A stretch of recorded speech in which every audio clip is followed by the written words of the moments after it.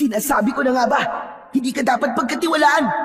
Dahil masama ka, ikaw ang siyang pumapatay at sumisipsip sa dugo ng mga bangkay na nakita. Oo, ako nga. At isusunod na kita, bata. Kaya maling inala mo pa ang lihim ko. Dahil ikaw man ay isa na sa aking magiging biktima. Nagkakamali ka dahil hindi mo kilala kung sino ang nasa harap mo. Magandang araw po sa inyong lahat. Sa araw po na ito ay isa na namang kwento ng kababalagan at pakikipagsapalaran ang aking ihahatid sa inyo. Ito ay kwento ng batang si Dino at kasama ang kanyang lola SP. May itinatagong lihim ang mga ito na siyang magagamit upang tuklasin ang punot dulo ng lagim na bumabalot sa kanilang baryo. Ano nga ba ang lagim na naghahatid ng takot sa baryo Masantol? Sino ba ang nagdadala ng lagim at takot? Ano ang magagawa ng batang si Dino para lutasin ito at paano nila yon mapagtatagumpayan? Ngunit bago po ang lahat mga idol, huwag po nating kalimutan mag-subscribe at i-hit ang notification bell sa aking YouTube channel na The Voice Addict at Apong Isaak para sa mas marami pang makapigil hiningang kwentong aswang at katatakutan mula sa mundo ng kababalaghan. Umpisahan na po natin ang kwento. Napapapitlag si Lola SP nang siya'y magising. Naalimpungatan siya dahil sa malakas na pagtawag. Pupungas-pungas na bumababa ng bahay ay dumiretso sa pintuan ang matandang babae. Isang magsasakang tagaduluhan ng baryo Masantol ang umistorbo sa kanyang pagtulog. Pambihira naman yan. Gabing-gabi napasugod ka, abang. Ano ba sadya mo? Sinabi ng lalaking kaharap ang kanyang pakay. Manganganak na raw ang kanyang asawa at kailangan nang magpapaanak. Paghilot ng pilay at pagtatawas labag ang ginagawa ko, amang. Hindi naman ako nagpapaanak. Subalit nagmakaawa ang lalaki dahil wala na siyang ibang alam na maaaring lapitan. Nasa ibang lugar ang kumadrona sa baryo, kaya wala na siyang ibang mapupuntahan pa. Kaya abot-abot ang pagmamakaawa ng lalaki para tulungan lang ni Lola SP ang manganganak na asawa nito.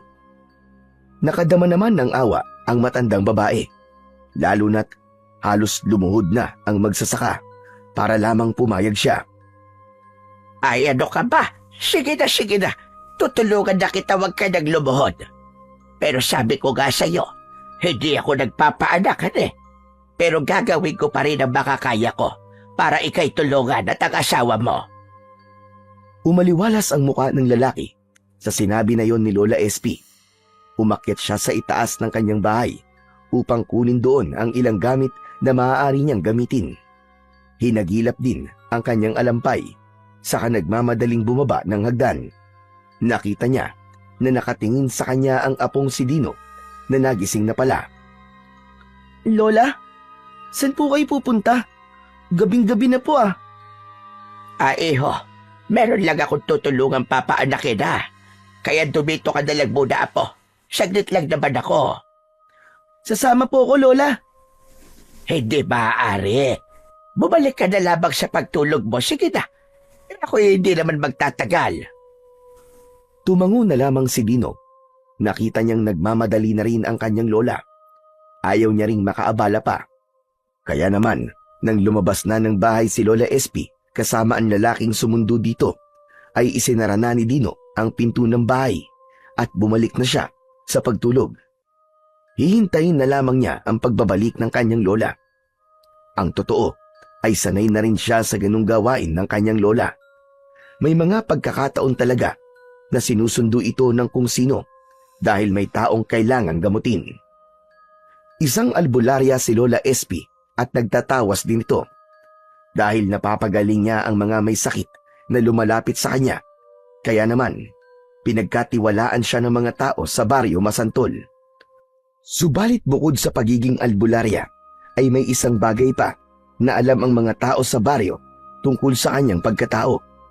Yun na ay ang pagiging aswang tiktik ng matandang babae. Subalit sa kabila ng kakaibang pagkatao ni Lola SP, ay hindi na yon malaking usapin sa mga tao sa baryo. Dahil nga, hindi naman ito nasasangkot sa kahit na anong masamang gawain. May pangako rin ito na hindi niya gagamitin ng kanyang pagiging aswang upang manakit at makapaminsala. Ang dahilan kung bakit nagagawang kontrolin ni Lola SP ang kanyang pagiging aswang. Dahil yun, sa isang uri ng mutya. May iniingatang mutya ang matanda at ito ang ginagamit nila upang mangibabaw sa kanilang pagkatao ang kabutihan at hindi ang kasamaang maaaring idikta ng kanyang pagiging aswang. Nagmula ang mutya na taglay ni Lola SP sa isang puting musang o pusang gubat na nahuli ng namayapang asawa ni Lola SP. Isang pangil ng musang ang naturang mutya. Ito ang tanging pamana na naiwan sa kanila upang makatulong sa maglola. Dahil nga may lahing aswang tiktik si Lola SP, kaya ganun din ang batang si Dino. Kaya nga lang, hindi pa lumalabas ang pagiging aswang sa bata dahil hindi pa siya umaabot sa tamang edad. Edad 11 anyos pa lamang si Dino. Sa lahi ni na Lola SP ay dapat makarating muna sa edad 12 ang isang bata bago magkaroon ng bisa ang pagiging aswang. Kaya malapit nang magkabisa yon kay Dino. Subalit inunahan na yon ni Lola SP. Itinago niya ito sa mga gamit ng apo na di alam ng bata. Sa ganung paraan ay nagkakabisa na ang enerhiyang binibigay ng mutya na makakatulong kay Dino. Samantala, sa bahay ng magsasaka ay hindi na nahirapan si Lola SP na paanakin ng asawa nito. Nang dumating sila, ay nakalabas na ang bata at walang tigil sa pag-iyak. Kaya pinutol na lamang ni Lola SP ang pusod ng sanggol. Nilinisan ito at binihisan, saka itinabi sa nanay. Bagamat gano'n na lamang ang ginawa ni Lola SP, abot-abot pa rin ang pasasalamat sa kanya ng lalaking magsasaka. May ibinigay pa sa kanyang saging at mga gulay bilang pasasalamat. Nako, hindi na. Wala naman akong ginawa dahil nakapagsilang na ang asawa mo nang dumating tayo. Kahit tinanggihan yon ni Lola SP, ipinilit pa rin sa kanya ng lalaki. Kaya wala siyang nagawa kundi tanggapin na lamang yon at iuwi. Sinulyapan ng lalaki ang asawa at anak. Maayos na ang kalagayan ng mga ito. Pinapadede na ng ina ang kanyang sanggol.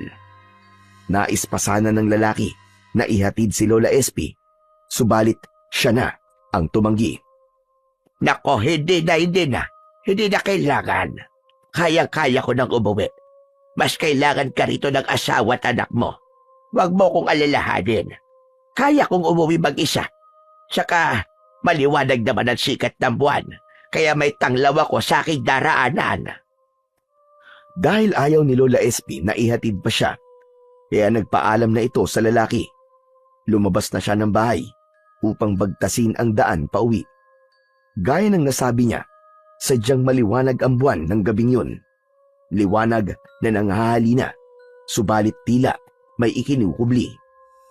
Sa paglalakad ni Lola SP ay nakaramdam siya ng kung anong ingay. Subalit sanay na siya. Hindi na lang niya pinansin ang anumang ingay na kanyang naririnig hanggang sa makarating siya sa kanilang bahay. Tulog na tulog si Dino nang makauwi si Lola SP. Napagod siya sa paglalakad, kaya nakaramdam na rin siya ng pagod. May ilang oras pa bago magliwanag, kaya nagtungo na siya sa kanyang iniwang nakalatag na tulugan at doon ay muling nahiga. Saglit pa ay dinalaw na siya ng antok at ganap nang nakatulog. Mag-aalas 9 na ng umaga nang magising si Lola SP dahil sa tapik ng apo sa kanyang puwitan. Ano ba problema mo, Dino? Napapalakas naman yata ang palo mo sa puwetang ko. Kasi naman po Lola, yung hirap niyo pong gisingin Kanina pa po kita ginigising. Mukhang tanghali na pala. Yeske, napasarap yata ang tulog ko Kasi nga po, napuyat po kayo kagabi, Lola. Oo nga pala. Meron nga pala sumundo sa akin kagabi. Buti na lang at nakapanganak na nang dumating ako. Kaya wala na akong ginawa. Aba, teka ka pala. Bakit mo ba ako ginising? Kasi po, may naghahanap po sa inyo, Lola. Sino naman? Si Kapitan Rustico po. Gusto raw po kayong makausap. Ano ka ba? Si Kapitan? Abay, bakit naman kaya? Lagot kayo, Lola. Baka may ginawa kayong kalokohan, kaya hinahanap ka ni Kapitan. Aba, lokong bata ito. Ano kalokohan ba ang sinasabi mo? Hoy, mabait ang lola mo. Hindi mo katulad na pasaway. Lola naman eh. O siya, sige sandali. At baka bago na nga. Haharapin ko lamang si Kapitan para malaman kung bakit niya ako hinahanap.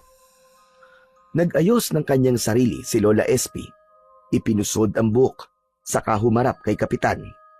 Kasama ng Kapitan ang isang tanod. Sa palagay ng matanda, ay mahalagaan sadya ng mga ito sa kanya. Magandang araw po sa inyo, Lola SP. Magandang araw din naman sa inyo, Kapitan Rustico. Ano po ba ang atin? May sumbong po kasi na ipinarating sa akin. Kaya lamang po yung nagsumbong, ayaw sumama dito para sana makausap mo. Ano po ba yung sumbong na ipinarating sa inyo? May natagpuan po na patay na kalabaw malapit po doon sa may ilog. Aba, ano pong kinalaman ko sa patay na kalabaw? Mangyari kasi, Lola SP, sinasabing ikaw raw po ang may kagagawan eh. Ano ka ba? Ako? Naku naman, Kapitan.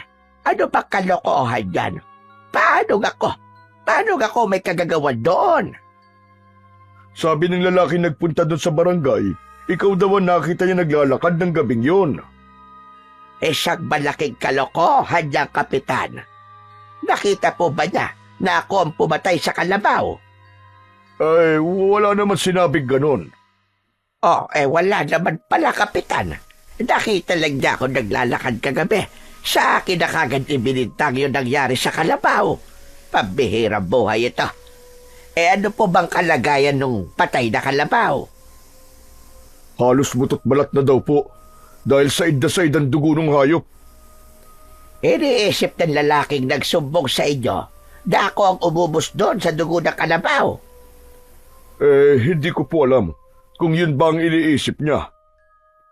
Kapitan Rustico, wala akong kinalaman sa sinapit ng kalabaw na yon. At kung nakita man niya akong naglalakad kagabi, dahil may tinulungan akong buntis doon sa may duluhan. Nanganak po siya, kaya mali po ang sinasabi na kung sino mang nagsumbong sa inyo. Lola SP, gusto ko lang naman po makatiyak. Anong ibig niyo po sabihin, Kapitan? Pinagdududahan niyo rin ba ako? Dahil ba alam niyo ang katotohanan tungkol sa aking pagkatao? Kaya iniisip niyong baka ako nga ang may kagagawan. Ganun ba, Kapitan? Aba, Kapitan, hindi ko po ginagamit yon at namumuhay po ako na maayos sa matagal ko na rin po tinalikuran ng tungkol doon. Alam ko naman po yun. Dahil nakausap mo na ako tungkol sa bagay na yan. Wala naman ho kayong inilihim sa akin. Dahil nga, kontrolado ko ang aking sarili. Maging ang aking apo. Pinalaki ko siya na hindi ko maging katulad. Kaya nga sana naman, wag nyo na akong pagdudahan pa. Kaya kung ano man na nangyari sa hayop na yon, hindi po ako ang may kagagawan. Wala akong alam doon, Kapitan Rustico. Nagpaalam na ang Kapitan kay Lola SP. Habang papalayo naman ay nakatingin ang matandang babae kay Kapitan Rustico. Nasasaktan siya sa ginawa ng Kapitan, lalo na't walang katotohanan ang isinumbong ng lalaking nagtungo sa kanyang opisina. Hanggang ngayon pala ay hindi siya pinagkakatiwalaan. Ang naging pag-uusap ni na Kapitan at Lola SP ay hindi naging lingid kay Dino. Lola SP, bakit po sa inyo binibintang yung nangyari po dun sa kalabaw? Hindi ko nga rin alam, Dino. Kaya nga, wala sa ayos si Kapitan. Saka, ang laki-laki po ng kalabaw para patayin nyo. Tapos ubos din po ang dugo. Kaya nga hindi ko maintindihan na po. Ay hala, huwag mo na nga pa ng pansinin ang tungkol doon na po. Halika na at tulungan mo na lamang ako magluto para tayo'y makakain na. Pagkatapos kumain, ay nagpahinga si Lola SP, habang lumabas naman ng bahay si Dino para makipaglaro. Hindi maalis sa isipan ng matandang babae ang mga sinabi ni Kapitan. Kung totoo man ang tungkol sa patay na kalabaw na butot balat, ay sino ang gagawa nun? Hindi kayang gawin yun ng isang tao, kaya isang bagay ang agad na pumasok sa isipan ng matandang babae. Isang kakaibang nilalang ang may gawa noon. Isang maligno, isang halimaw, o isang uri ng aswang. Samantala, sa paglabas ng bahay, ay nakasalubong ni Dino ang kanyang kaibigang si Jojo. Agad nitong sinabi ang tungkol sa usap-usapan sa baryo, Masantol. Oo, Dino. Nakita ko rin yung patay na kalabaw eh. Grabe talaga. Kawawa.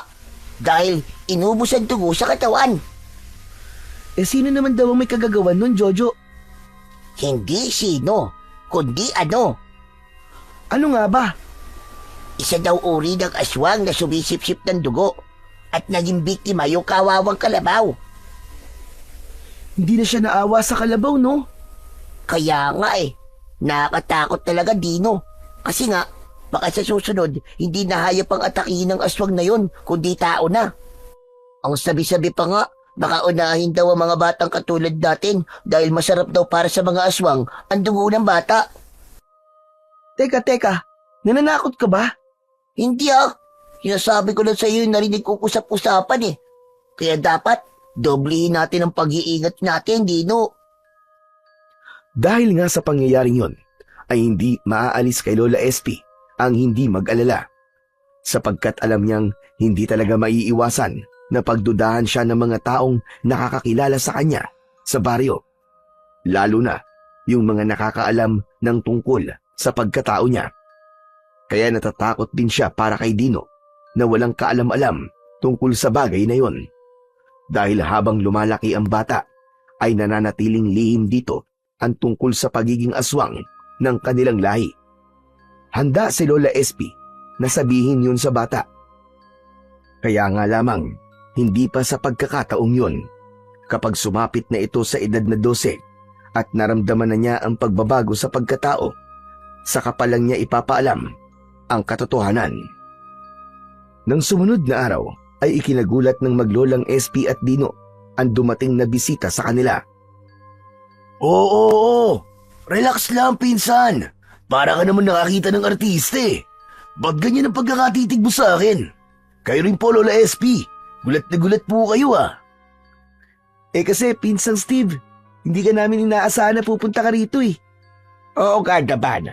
Saka wala namang abiso ang tatay at nanay mo. Lola, kahapon lang po ako nagpaalam eh. Sabi ko po, bibisita ako rito. At baka medyo magtagal po ako. Magtagal? Gaano naman katagal? Siguro po mga kalahating taon. Napaubo pa si Lola SP sa sinabi na yon ni Steve. Ibig lang sabihin ay magtatagal nga sa kanila ang binata. Bakit po, Lola SP? Ayaw niyo po bang dito muna ako? Ako gusto ko, pinsan, para may kasama ako sa mga gala. Ayun, gusto mo may kasama ka sa paglalakwatsa mo. Teka ka pala, Esteban. Magkaintindihan nga tayo. Lola naman, ang luma naman ng Esteban. Steve po, Steve. Ay nako, tumigil ka nga dyan. Esteban ang totoo mong pangalan. Dahil ang lolo Sebastian mo ang nagpangalan sa'yo noon. Pero, mas sanay po ako sa pangalang Steve eh. O siya, Steve na akong Steve. Bakit nga pala biglang-bigla yatang naisipan mong pumirmi muna dito sa Barrio Masantol? Malamang, may iniiwasan ka doon sa lugar nyo. May pinagtataguan ka, no? Siguro, ay may ginawa kang kalokohan o may nakaaway ka. O baka naman may babae kang tinakasan o nabuntis mo. Aba, loko kang bata ka. Gagawin mo pantaguan itong lugar namin. Si Lola talaga oh. Kung ano-ano kagad na sinabi. Wala po sa mga sinabi niyo. May napatay ka kung gayon. Kasi ka bata ka, kung bakit kasi sumasama ka sa mga masasamang kaibigan. Yan tuloy ang napapala mo. Lola, wala rin po akong pinatay. Ano ba naman kayo? Mabait po ang apo niyo, Lola. Pinsan, bakit ka nga ba dito mo natitira sa amin? Ano ba talagang problema? Saglit na natahimik na napapabuntong hininga ang binata. Rumihistro ang kalungkutan sa muka. Nasaktan kasi ako, pinsan eh. Dito, sa pool talaga. Ano ka mo? Nasaktan ang puso mo? Abay bakit? May sakit ka ba sa puso katulad ng nasira mong lolo? Naku bata ka. Malayo ang ospital dito, hade. Saka hindi ko kayang gamutin ang sakit sa puso. Mga pilay labang at mga sinasapian ng mga masasamang espiritu ang nagagamot ko. Hindi po yun, Lola. Niloko po kasi ako ng babaeng minahal ko. Yun naman po pala, Lola SP. Ang dami niyo na po agad nasabi. Niloko lang pala si pinsan ng kanyang jowa. Kaya nga gusto kong makalimot eh. Kaya dito muna ako. Hay nako, bahala ka nga sa buhay mo bata ka. Basta sinasabi ko sa'yo ha. Simple lang ang buhay namin dito ni Dino. Wala kaming masasarap na pagkain. Madalas gulay na inaani ko sa mga taniman ko niluluto ko. O kaya ay isda o igat na nahuhuli ni Dino sa ilog. Lola, wala po kayong dapat na ipag-alala. Hindi po ako pihikan sa pagkain. Isa pa, may dala rin po akong budget na makakatulong po para pambili ng kailangan natin. Abay maigi naman. Dahil wala ka maaasahan sa amin. Alam mong payak lang ang buhay namin dito sa baryo.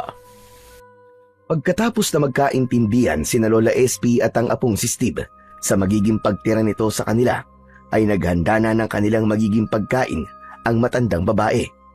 Samantala, lumabas naman ng bahay ang magpinsan upang maglakad-lakad. Tsak namang tatawagin na lamang sila ni Lola SP kapag maaari na silang kumain. Nako pinsan, alam mo, natitiyak ko malilibang ka rito sa baryo namin. Alam ko naman yun eh. Kaya nga pinili kong dito muna. Siyempre, para makalimot, di ba? Tama yun. Malay mo, dito mo makita ang ipapalit mo sa jowa mo ng loko sa'yo. Pwede rin. Baka nga taga rito magiging kapalaran ko. Habang naglalakad ang dalawa, biglang hinawakan ni Steve ang kamay ni Dino para tumigil sila muna, pansamantala sa paglalakad. Wait lang, pinsan. Teka lang ha. Oh, bakit? Sino yun? Alin? Yung matandang naglalakad? Ah, si Lola Guada yun, na taga riyan sa duluhan. Bakit pinsan? Ngayon ka lang ba nakakita ng matandang kuba? Ano ka ba? Hindi siya sinasabi ko. Yun ho. Ayun. Yung babaeng naroon sa harap ng kubo at gumagawa ng siga. Nasaan? Aba, oo nga no. Ngayon ko lang din siya nakita dito, Steve.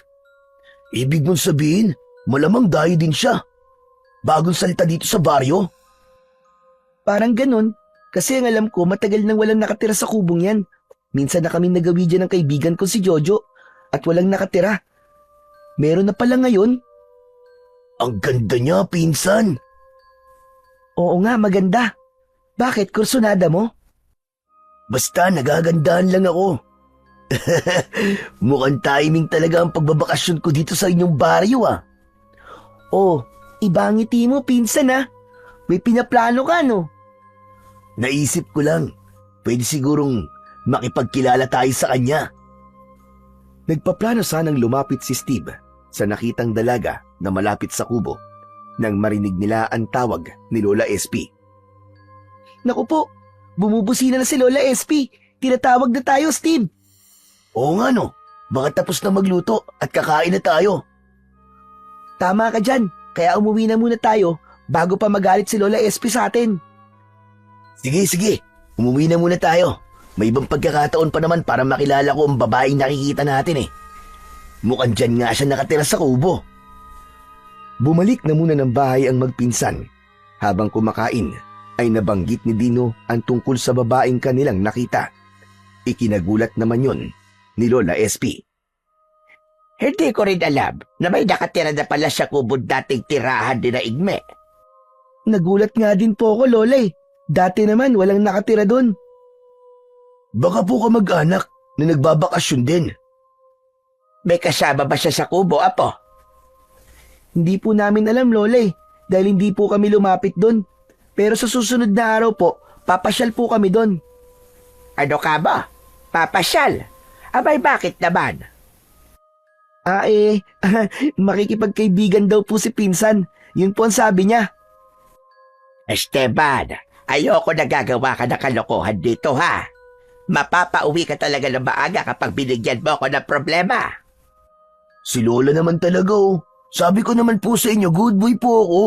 Ako nga po ang niloloko eh. Basta, inuulit ko, ayokong gagawa ka ng kahit na anong problema. Lola, wag po kayo mag-alala. Babantayan ko po maigi si Pinsan para hindi siya gumawa ng kalokohan. Di ba, Pinsan?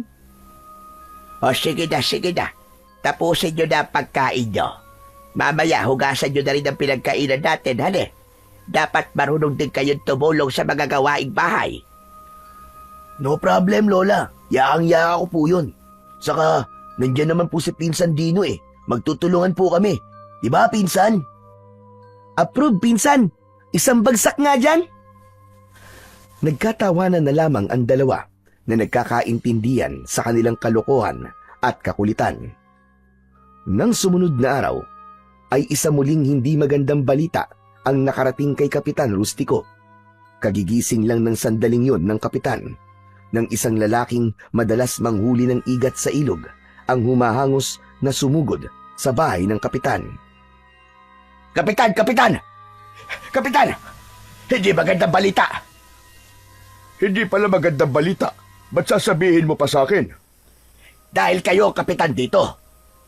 Ano ba yung hindi magandang balita na dala mo? Kapitan, may natagpuan akong patay. Malapit doon sa may ilog. Nung una kalabaw, ngayon tao na. Opo, Kapitan. At isang lalaki yung patay. Katulad din na nangyari doon sa kalabaw. Butot balat din ang itsura. Parang hinigop ang dugo. Said na said. Diyos ko, mahabagin langit. Hindi na magandang nangyayaring ito. Totoo po, Kapitan. At ang sabi ng mga nakakita doon sa bangkay ng lalaki, isang aswang ang may kagagawan. Aswang na sumisipsip ng dugo dahil may nakitang sugat sa may leeg. Ano ka mo?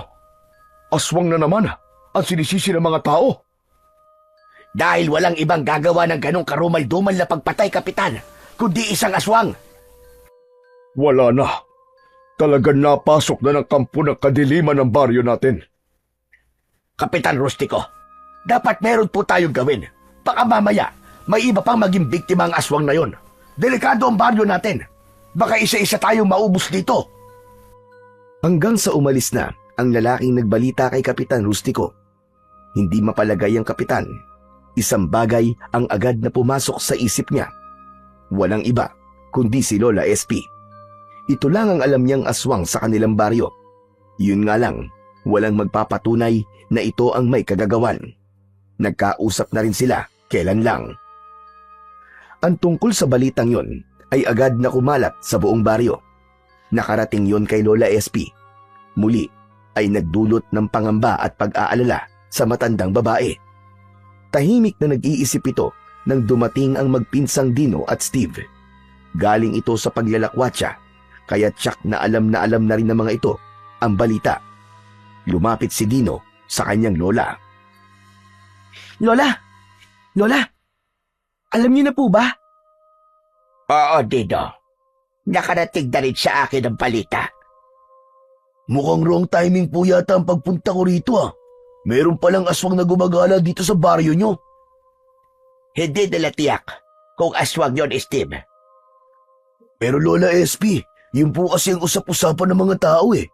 Dahil wala raw ibang gagawa ng ganong uri ng pagpatay, kundi isang aswang lamang. Ibig niyo po bang sabihin, Lola SP, hindi po kayo naniniwala na aswang po ang gumawa nun? Hindi, Dino. Hanggat walang nakakakita ng pangyayari. Paano po kung hindi talaga nagpapakita ang aswang? Oo nga naman po, Lola SP.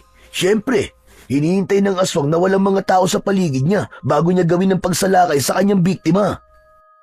Basta paniniwala ko, ibang nilalang ang pumapatay na yon at hindi sa isang aswang. Teka, bigla tuloy ako napaisip ah. Ano kaya kung alamin natin, Dino, kung sino ba yung pumapatay na yon? Hoy, hoy, hoy! Huwag ka sira ulo, Esteban. Ano gusto mo? Mamatay na rin? Hindi ako naman ang malalagot sa mga magulang mo kapag may nangyaring masama sa'yo. Iisipin nila na pinabayaan kita rito. Hanggat dito ka nakatira sa akin, kargo kita. Kaya may panalagutan ako kapag napahamak ka. Kasi Lola, natcha-challenge ako eh. Kung ano man yung pumapatay na yun eh. Huwag mo nang pag-aksayahan ng panahon yon, Esteban. Hayaan mo nang si Kapitan ang gumawa ng paraan para alamin yon at mahuli. Dahil obligasyon niya yon. Samantala, minsan pa ay muling nagtungo si Kapitan sa bahay ni Lola SP. Buti na lamang at wala ang mga apo niya nang magbalik doon si Kapitan. Alam ko na ang sadya niyo rito, Kapitan. Hindi naman siguro kaila sa inyo ang kumalat na balita. Kapitan Rustico, didiretsahin na kita. Hindi ako yon. Wala akong masamang ginagawa. At kailanman, hindi ko kaya gawin ang ganon. Pero sabi nila, isang aswang lang ang maaaring gumawa ng ganon. Dahil talagang ubos ang dugo ng bangkay ng lalaking natagpuan malapit sa ilog. Para hindi niyo ako pagdudahan, Kapitan, may question ako sa inyo para matigil na ang pagdududa mo. Anong ibig niyong sabihin? Tuwing gabi, pupunta ako sa barangay. Ikukulog mo ko doon. Kapag may namatay uli na taga rito, at ganun din yung nangyari, mapapatunayan ko sa inyo na wala akong kinalaman sa mga patayan dito sa ating baryo. Napaisip si Kapitan Rustico sa suwestyon ni Lola SP. Sa isang banda ay mainam din yun para matigil na rin ang pagdududa niya. Sige Lola SP, payag ako sa ibig mo. Huwag kayong mag-alala. Simula bukas, pagdating ng gabi, pupunta ako sa barangay at doon magpapalipas ng gabi. Paano kung magtanong ang mga apo nyo? Ako na ang bahala ron. Gagawa na lamang ako ng dahilan para hindi sila magtanong pa. Hanggang sa umalis na si Kapitan, inaasahan niya sa mga susunod na araw ay hindi sisira si Lola SP sa kanyang ipinangako. Buo naman ang loob ng matandang babae sa kanyang sinabi dahil ang ibig niya ay matapos na ang mga pagdududa sa kanya. Nang mga pagkakataong yon ay nasa kakahuyan sina Dino at Steve. Ngayon ang pagkakataon para pasyalan ng dalawa ang babaeng nakita nila. Nagpumilit kasi si Steve at sinamahan ito ni Dino. Sarado ang kubo nang dumating sila. Tao po! Tao po!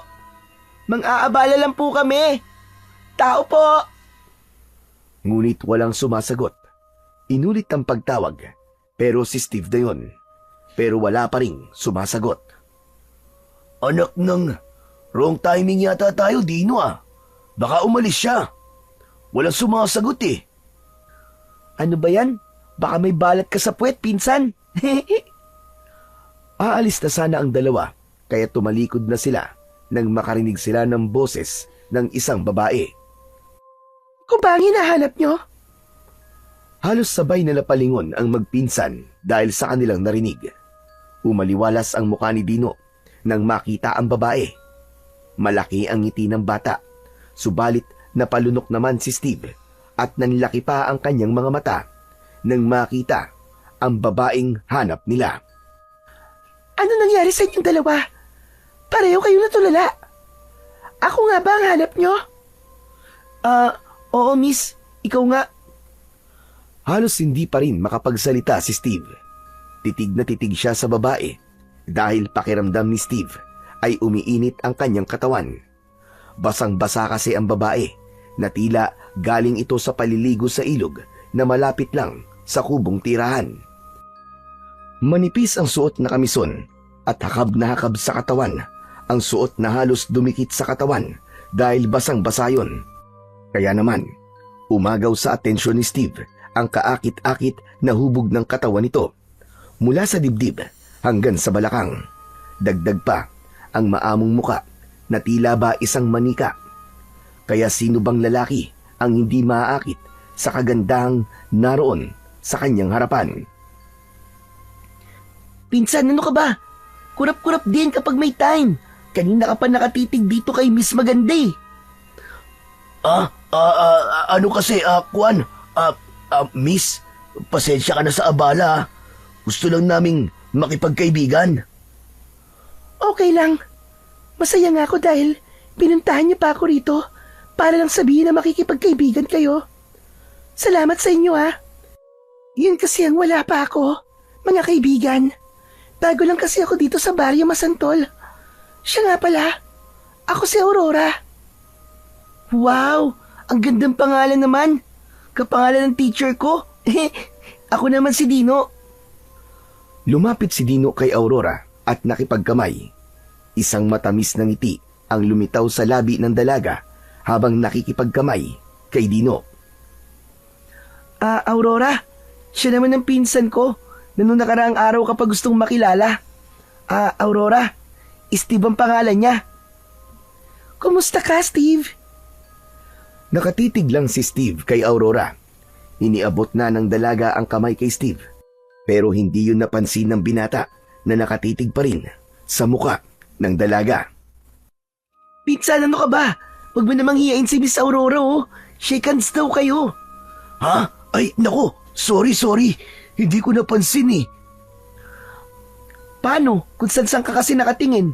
Ikaw talaga, pinsan Masyado kang pahalata eh. Ano ka ba, Dino? Kung ano naman sinasabi mo eh. Nakakahiya naman kay Aurora.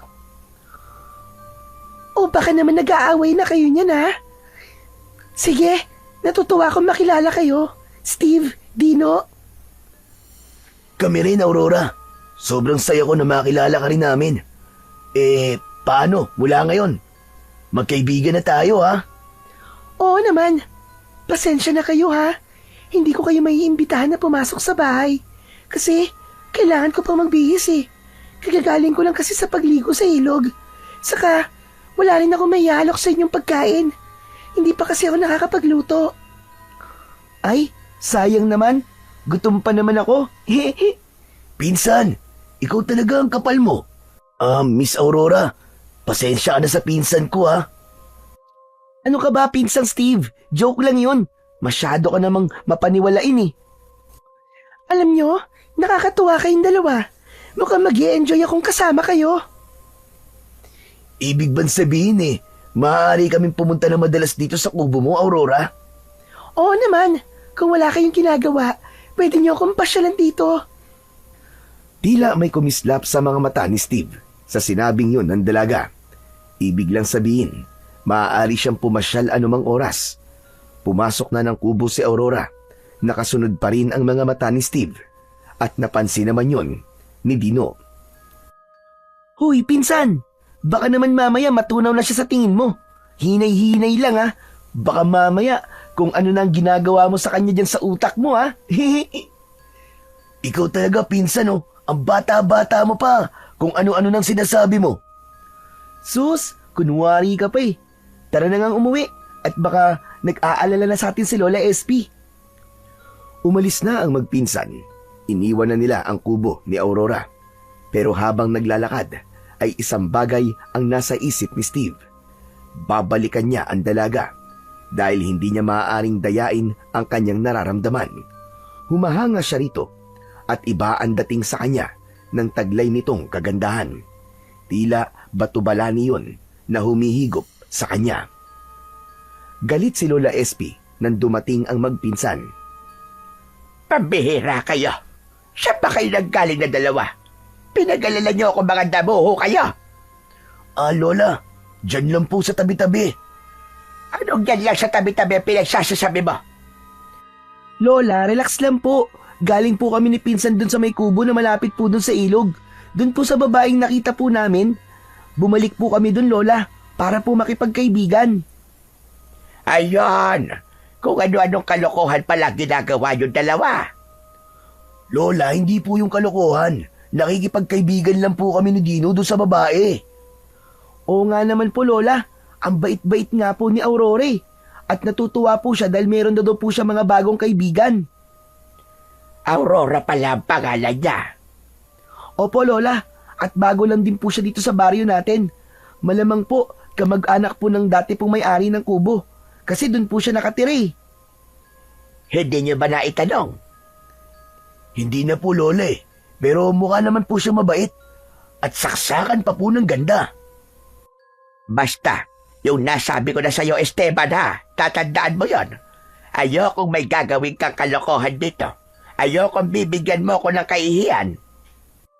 Minsan pa ay muling ipinaalala ni Lola SP kay Steve na kailangan magpapakabait ito habang nakatira sa kanya. Ngumiti lamang ang binata at nag-thumbs up pa sa kanyang lola. Sumapit ang gabi, nagpaalam ang matandang babae sa kanyang dalawang apo. Kami muna ni Pinsan ang bahala dito sa bahay, Lola SP. Oo, Dino. Dahil may pupuntahan labang ako. Magdabag ako ron at bukas na ng umaga ako uuwi. Saan po kayo pupunta, Lola? Ay nako, wag na kayo maraming tanong. Basta kayo na lamang muna ang bahala dito sa bahay natin, hane. Ang labo niyo naman po, Lola. Ba't ayaw niyo pong sabihin kung saan po kayo pupunta? Paano po kung may biglang humanap sa inyo? Ano pong sasabihin namin? Sige na nga, sasabihin ko na. Doon muna ako sa barangay magpapalipas ng gabi. Meron kasing may sakit na dadalhin doon at kailangan gamutin ko siya. Nakiusap sa akin si Kapitan na doon na muna ako. Aba, siyempre pumayag ako kasi nga, yun naman talaga ang trabaho ko, hindi ba? Yun naman pala eh. Gusto niyo pang ilihim sa amin. Eh di ayos na po, Lola. Eh di ayos na tayo. Hindi na kayo mag-uusisa pa. Hindi na po, Lola. Sige po. Kami na po ni Pinsan ang bahala dito sa bahay. Naghanda na si Lola SP. Kinuha na ang kanyang alampay upang magtungo na sa barangay. Alam niyang naghihintay na rin doon si Kapitan Rustico, gaya ng kanilang napag-usapan. Ilang gabi siyang magpapalipas sa loob ng barangay upang patunayan sa kapitan na wala siyang kinalaman sa mga nangyayari sa nakalipas na araw. Umalis na si Lola SP sa bahay. Wari namang ikinatuwa ni Steve na wala roon ang kanyang lola. Aba, teka. Pinsan Steve. Para yatang masaya ka pa na wala ngayong gabi si Lola. Mamaya niyan eh, may dumating ditong aswang. Sige ka. Eh di tayo ang harap sa aswang. Bakit? Naduduwag ka ba? Hindi naman. Kaya lang, may mutya kasi si Lola SP. Ano? Anong klaseng mutya? Basta meron siya. At sabi niya sa akin ay pangontra yun sa mga kampo ng kadiliman na pumapatay, gaya ng mga aswang. Naniwala ka naman. Oo naman. Ano ka ba, pinsan? Totoo ang sinasabi ni Lola. Kasi nga, matagal ko na siyang kasama, di ba? Kaya naniniwala ako sa kanya. Saka dahil doon, takot din ng aswang na pumunta dito sa bahay namin. Basta ako, magiging malaya habang wala si Lola SP. Sabi ko na nga, be, may binabalak ka, no? Kaya masaya ka na wala si Lola. Pinsan, ibig lang sabihin nun, walang magkokontrabida sa gagawin ko. Kasi wala si Lola. Bakit? Ano bang gagawin mo? Eh di, aakit ako ng ligaw kay Aurora. At ngayong gabi yun. Ano? Sigurado ka ba, Steve? Di ba bali-balita na may aswang na umaatake at pumapatay? Una nga yung kalabaw, tapos sumunod. Tao na yung pinatay niya eh. Hindi naman ako magtatagal doon kay Aurora eh. Saglit lang ako. Gusto ko lang siya makakwentuhan. Ay nako, bahala ka na nga. Basta ako ayoko sumama sa'yo, pinsan. Dito lang muna ako sa bahay. Saka parang hindi rin maganda ang pakiramdam ko eh. Para ako nahihilo at kumakati ang buong katawan ko. Tamad ka kasing maligo, kaya kinakati ka. Uy, hindi no. Araw-araw kaya ako naliligo. Kaya lang, napapadalas talaga ang pagkati. Tapos parang hinahalukay ang loob ng tiyan ko. Bukas sabihin mo na lang kay Lola SP yan para matawas ka niya. Baka kung ano lang yan eh. Basta ako, sige na, aalis na muna ako. Sure ka ba talaga dyan, pinsan? Oo, sure na ako. Ngayong gabi aakit ako ng ligaw kay Aurora. Saka para makalimutan ko na rin yung jowa ko na nakit sa akin. Dapat, humanap na kagad ako ng kapalit niya. Wala namang magagawa si Dino para pigilan ang pinsan, kaya hinayaan niya na lang ito. Samantala, ikinulong na ni Kapitan Rustico sa isang kwarto sa loob ng barangay si Lola SP. Walang ibang nakakaalam ng tungkol sa naging kasunduan nila. Si Steve naman ng mga sandaling yun ay nakarating na sa kubo ni Aurora. Sandali! Bakit ganitong oras ka pumunta, Steve? Gabing-gabi na. Para hindi ko na maabala ang iba mo pang gagawin. Dahil kapag gabi na, oras na yun ng pahinga, di ba? Hindi lang kasi ako sanay na may dumadalaw sa akin kapag gabi. Asan nga pala si Dino? Naiwan dun sa bahay. Masama ang pakiramdam eh. Kaya dun na lang daw siya. Ano nga palang sadya mo rito? Di ba ang sabi ko nga sa'yo? Gusto kong mas makilala ka pa, Aurora. Okay lang ba yun sa'yo? Wala namang problema sa akin. Sabi ko nga, pwede niyo ako maging kaibigan. Kaibigan lang? Bakit? May iba ka pa bang gusto bukod sa pagiging magkaibigan? Napangiti na lamang si Steve. Ang ngiting pinakawalan ng binata ay naunawaan naman ni Aurora. Batid niyang higit pa sa pagiging magkaibigan lang ang nais nito. Naging bukas sa kanilang pag-uusap si Aurora. Sinabi nito na galing siya sa malayong probinsya at piniling manirahan sa baryo Masantol. Ayon sa dalaga, ay pinatay ang kanyang mga magulang dahil sa gusot sa lupa. Umalis siya sa kanilang lugar upang umiwas na lamang sa gulo, lalo na't hindi niya tiyak ang kanyang kaligtasan dahil maging buhay niya ay malalagay na rin sa panganib. Ang mga sinabi naman ni Steve ay kung ano rin ang katotohanan. Yun ay ang nais niyang makalimot sa sakit na dulot ng pagkabigo. Ilang oras din silang nagkwentuhan nang makita ni Steve na panay na ang hikab ni Aurora habang magkausap sila, ay nagpasya na ang binata na umuwi na para makapagpahinga na rin ang dalaga. Naglalakad siya papauwi nang maramdaman niya na tila may sumusunod sa kanya. Ang unang naisip ni Steve ay ang aswang na napapabalitang umaatake at pumapatay. Kaya agad niyang kinapa sa kanyang bewang ang isang balisong. Dala niya yon at matagal niya nang gamit kahit noong naroon pa siya sa kanilang lugar. Proteksyon niya yon sa kung anuman o sino mang gagawa sa kanya ng masama. Nawala ang nararamdaman niyang sumusunod sa kanya nang hawakan niya ang balisong, kaya nagpatuloy na lamang siya sa paglalakad. Maya-maya pa ay nakarinig siya ng sigaw ng isang babae. Napatigil siya sa paglalakad at bigla niyang naisip na baka sigaw yun ni Aurora. Kaya naman, nagmamadali siyang tumakbo pabalik ng kubo. Hanggang napansin niya ang isang anino na tumatakbo.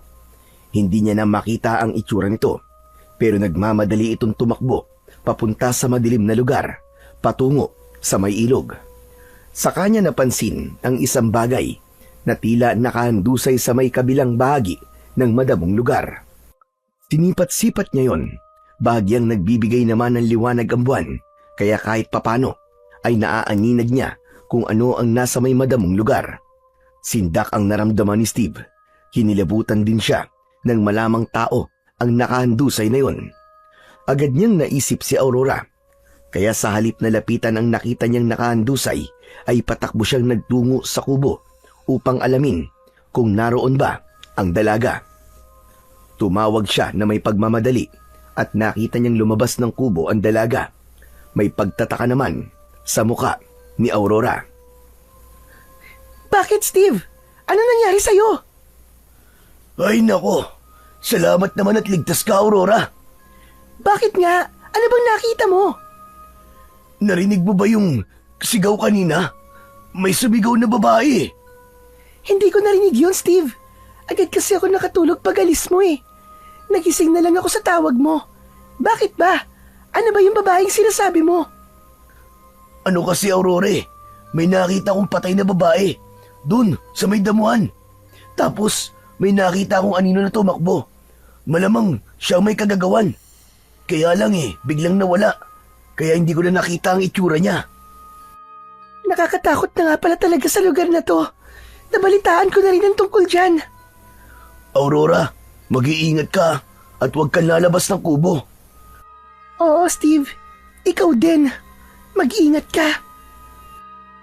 Nang matiyak ni Steve na ligtas na si Aurora, ay tuloy-tuloy na itong umuwi. Umiwas na siya sa lugar kung saan naroon ang biktima ng nilalang na nakita niyang tumakbo at nawala sa kadiliman. Kaya tiyak niyang bukas na bukas ay magiging isa na namang malaking balita yon. Pero mas pipiliin niyang manahimik na lamang. Ayaw niyang masangkot pa sa mga nangyari ng gabing yon. Tulog na ang batang si Dino nang makauwi si Steve. Pero siya, na gusto na rin sanang matulog, ay hindi dalawin ng antok. Hindi maalis sa isip niya ang mga nangyari ng gabing yon. Posibleng yon ang pumatay sa kalabaw at maging sa lalaking natagpuan na sa idang dugo nung mga nakaraang araw. Sa gabing yun nga ay may bagong biktima. Pero ang naisip ni Steve, ano nga kaya ang nilalang na yon? Aswang nga ba o iba pang nilalang mula sa kadiliman? Kinabukasan ay maagang nagtungo si Kapitan Rustico sa barangay. Naroon si Lola SP sa loob at nakakadena pa ang mga paa. Yun ang ginawa ng kapitan upang matiyak na wala ngang kinalaman ang matandang babae sa nangyayaring pagpatay sa kanilang lugar. May permiso ni Lola SP ang pagkadena sa kanya ni Kapitan, kaya walang problema doon. Salamat naman at maaga kayo nagpunta dito, Kapitan, para makauwi na rin ako sa amin. Tahimik si Kapitan na inalis ang kadena sa paa ng matanda. Sa mahina at mahinahong tinig ay nagsalita ang Kapitan. Patawarin mo ko, Lola SP. Nagkamali ako ng hinala. Anong ibig mo sabihin, Kapitan Rustico? Bago ako nagpunta dito, may nagtungo sa bahay. At sinabi nga na may biktima na naman ng halimaw. Isang matandang babae naman ngayon. At gaya rin ng nauna nangyari, butot balat din at sa idang dugo. Sobra na ang kasama ang ginagawa niya. Ayaw niya talagang tumigil. Tama kayo. Talaga napasok na ng kampo ng kadiliman ng Baryo Masantol. Alam kong hindi po kayo yun, Lola SP. Kaya mapapanatag na rin ang isip ko, Kapitan. At huwag kang mag-alala. Handa akong tumulong sa inyo. May magagawa po ba kayo para alamin at papanagutin ang pumapatay? Hindi ako nangangako, Kapitan Rustico. Pero handa akong subukan ang magagawa ko. Salamat po, Lola SP. Malaking bagay po yun para mawala ang takot ng mga taga rito sa baryo. Umuwi na si Lola SP na wala ng pangamba sa kanyang puso dahil napatunayan niya kay Kapitan na wala siyang kinalaman sa mga nangyaring lagim sa baryo. Subalit naroon pa rin ang pag-aalala ng matandang babae dahil maaaring isa kina Dino at Steve ay pwedeng maging biktima. Kaya nga sinabi niyang handa siyang tumulong sa anumang pinaplano ng Kapitan para puksain ang nilalang na naghahasik ng lagim sa baryo Masantol. Tulog pa ang dalawang apo nang dumating ng bahay si Lola SP dahil maaga pa. Hindi niya muna ginising ang mga ito. Naganda na lang siya ng kanilang magiging pagkain. Pagkatapos makapagluto ay ginising na niya sina Steve at Dino upang sabayan siya sa pagkain ng almusal. Nang makatapos kumain ay napansin ni Lola SP ang pagiging tahimik ni Steve. Esteban, may problema ba, iho? Parang wala ka yatang kibo ngayon. Wala po, Lola. Hindi ako naniniwala. Hindi ka dating ganyan. Kaya kahit hindi mo sabihin sa akin, alam kong meron kang iniisip. Lola, alam ko po kung anong iniisip ni Pinsan. Yung babaeng nakita po namin dun sa may ilog, si Aurora po. Nagpunta po kasi siya dun kagabi. Dino, ano ka ba? Pinsan talaga oh. Gusto pang itago kay Lola eh. Mas maiging alam niya. Nagpunta ka kagabi ron? Ano bang ginawa mo ron, Jasky, kang bata ka? La, sabi po ni Pinsan, mandiligaw daw siya. Ewan ko lang kung sinagot na siya. Hindi ko nga po alam kung anong oras siyang umuwi. Kasi po, nakatulog na po ako sa paghihintay sa kanya. Sa ginawa mong yan, inilagay mo ang sarili mo sa panganib Palibasa kagigising nyo lang, kaya hindi nyo alam ang balita. Bakit la? Ano pong balita? May natagpuan na namang patay. At katulad din ng mga nauna ang paraan at naging kondisyon ng biktima. Hindi na napigil pa ni Steve ang sarili, kaya kusa niya nang sinabi ang kanyang nalalaman. Lola, ang totoo po niyan eh. Nakita ko po siya kagabi. Ano sabi mo? Nakita mo yung pumatay doon sa babae? Opo, Lola. Pero hindi ko po namukhaan eh. Madilim po kasi. Swerte mo pa rin, pinsan. Kasi nga hindi ka inatake. Kundi, kwento ka na lamang sana ngayon. Ang bihira na yan. Kaya pala habang nasa barangay ako kagabi, hindi ako mapalagay. Yung pala'y wala ka rito sa bahay. Buti na lang, hindi na ako babalik doon. Tapos na yung naging usapan namin ni Kapitan. Teka, pinsan. Kung malapit dun sa bahay ni Aurora yung sinabi mong nakita mong pumatay, delikado siya sa halimaw na yun. Yun na nga pinsan eh. Kaya iniisip ko kung paano ko siya matutulungan. Baka kasi sa susunod, siya na mabalitaan natin na inatake ng halimaw. Delikado nga siya. Lalo na kung nag-iisa lamang ang babaeng yon sa kubo niya. Dahil nag-aalala si Steve sa kaligtasan ni Aurora, kaya nagbalik siya sa tirahan ng dalaga at kasama na niya si Dino. May suwestyon si Steve sa dalaga. Mas maiging umalis ka na muna dito sa kubo, Aurora. Humanap ka ng ibang matutuluyan. Oo nga naman, Aurora. Kasi baka may mangyaring masama sa'yo dito eh. Salamat sa pag-aalala nyo. Pero ayos lang ako dito. Hindi ka okay dito, Aurora. Alam mo naman yung mga nangyari, di ba? Wala yun. Huwag niyong isipin yun. Baka kasi mapahamak ka eh. Ayokong may masamang mangyari sa'yo. Wow! Ang sweet naman ni pinsan. Nakakakilig. Ayan tuloy oh. Tignan nyo, gumagapag na ang mga langgam papalapit sa kinatatayuan nyo. Naku po! Aray! Kinagat na yata ako! Aray! Ang sakit mga gat ng langgam! Hoy, Dino! Huwag kang OA dyan. Panira ka eh.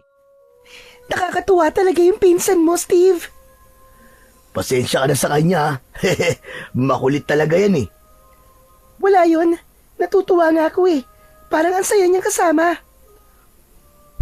Kaya kapag akong kasama mo, Aurora, tsak, happy ang buhay mo.